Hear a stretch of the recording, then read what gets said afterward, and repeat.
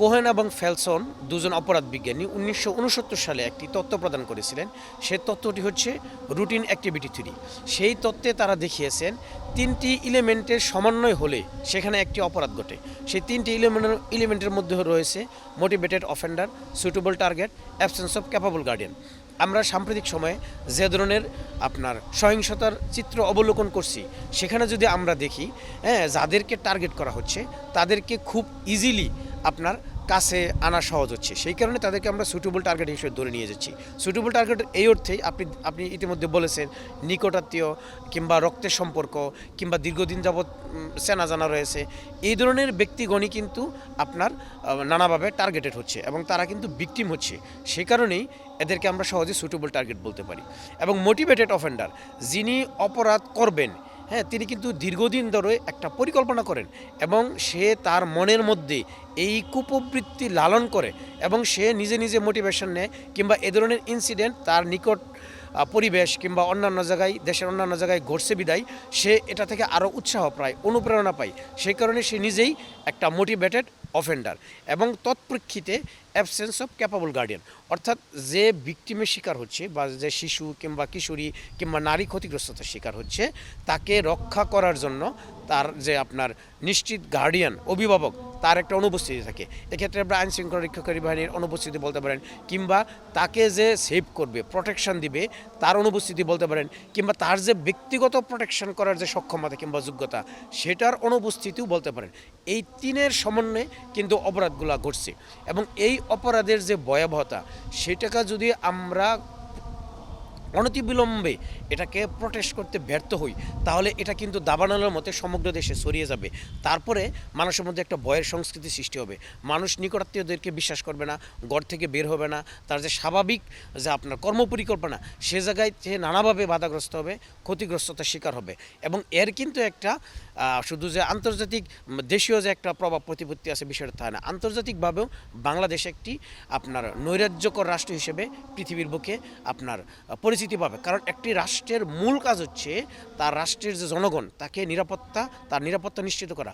জনগণের নিরাপত্তা নিশ্চিত করার পাশাপাশি রাষ্ট্রের যে সম্পদ কিংবা রাষ্ট্রের যে সার্বভৌমত্ব, সেটাকেও প্রোটেকশন করার দায়িত্ব কিন্তু রাষ্ট্রের কিংবা সরকারের। কাজেই আমি মনে করি এই যে ভয়াবহতা, এই যে আতঙ্ক, এই যে আপনার বিশৃঙ্খল পরিস্থিতি, তা থেকে প্রতিকারের জন্য আমাদের একেবারে রুট লেভেল থেকে রাষ্ট্রের সর্বোচ্চ পর্যায়ে একদম পজিটিভ ভূমিকা পালন করতে হবে, প্রোঅ্যাক্টিভ ভূমিকা পালন করতে হবে।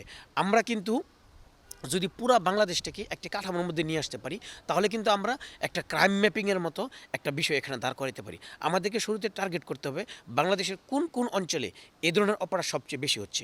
সেখানে আমাদের আপনার সেগুলোকে হটস্পট এরিয়া নির্ধারণ করে সেখানে এই ক্রাইমটা যেন ফার্দার না ঘটে, তার জন্য এক ধরনের ইনিশিয়েটিভ নিতে হবে।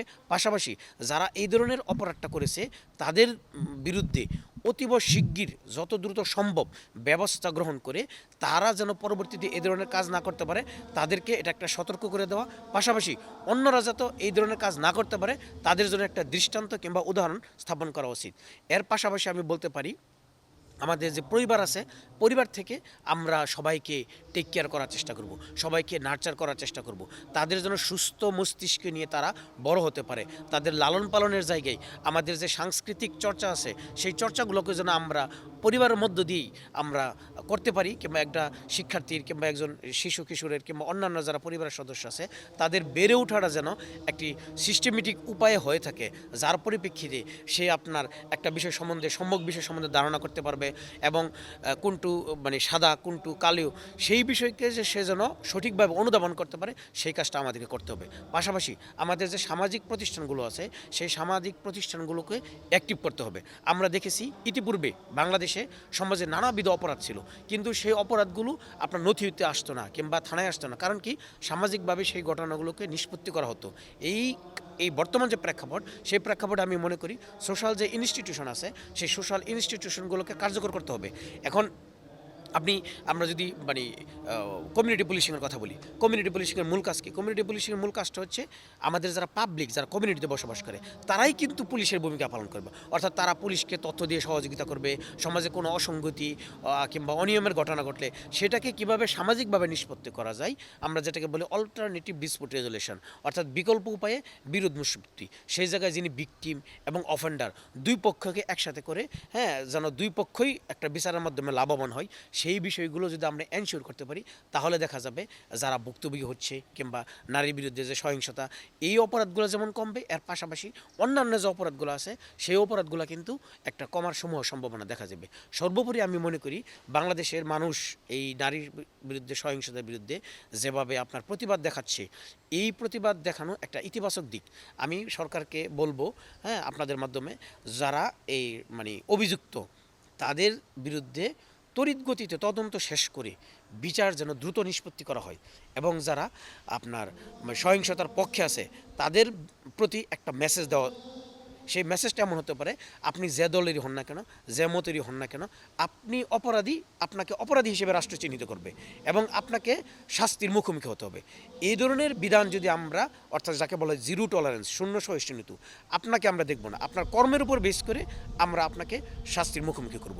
এ ধরনের বিষয় যদি আমরা এনশিওর করতে পারি, তাহলে রাষ্ট্র থেকে সকল ধরনের অনিয়ম, নৈরাজ্য, বিশৃঙ্খল পরিস্থিতি, অপরাধ এবং যেগুলো খুব গুরুতর অপরাধ, সহিংস অপরাধ, সেগুলো খুব অচিরেই আপনার প্রতিহত করা সম্ভব হবে বলে আমি মনে করি।